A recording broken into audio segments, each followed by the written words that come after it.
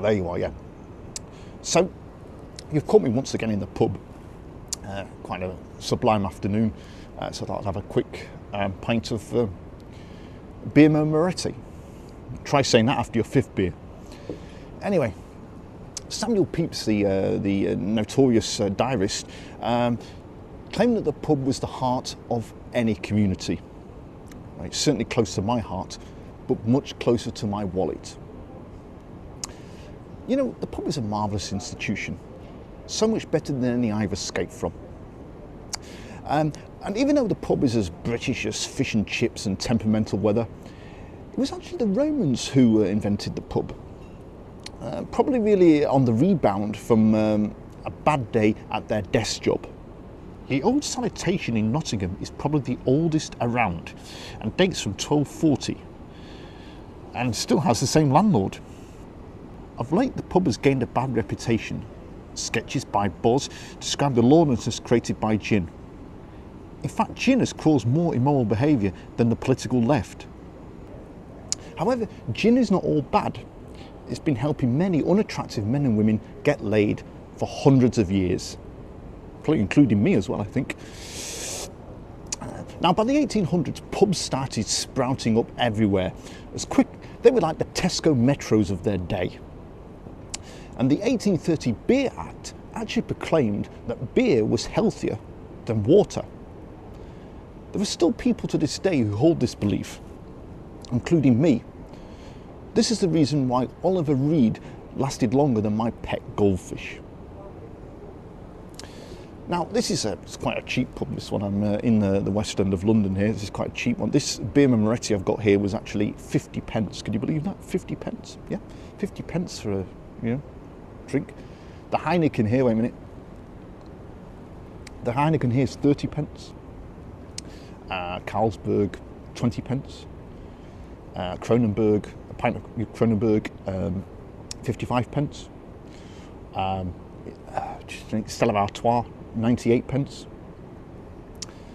Pint of Foster's, 64 pence, right? I got to the bar, bloody £5 for a glass. But you know, if you want to go somewhere very, very cheap, I and many others would advise the chain pubs such as Wetherspoons and Sam Smith's, and in the northwest of England, Joseph Holt's. Now, these places, several of them serve flavoured dishwater spiced with alcohol, which is rather lovely. Failing that, the only downside, of course, is that a lot of these places have limited atmosphere. In fact, they're basically libraries that sell alcohol. And the problem with this is, of course, that they have no background music. So most people can actually hear your conversation. Consequently, the whole of the Wetherspoons chain know that I have a tiny penis. Isn't that awful? It's tragic, I tell you. But people say to me, they say to me, do you have a problem with alcohol? And I say, well, not really. Only when the pub's closed. But I don't have as much as a problem with alcohol as many people have with religion. For example, there's many zealots who actually pray about 4 or 5 times a day. I only drink once a day, usually about 20 pints when I do it. But consequently, my problem is not as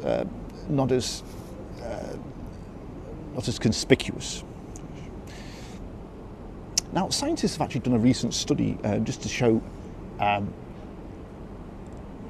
if there is actually a cause for alcoholism. Well, let's not call it alcoholism, because alcoholism is an alcohol addiction is a more apt term. And scientists have done this study to see if there is such a thing and what the telltale signs are.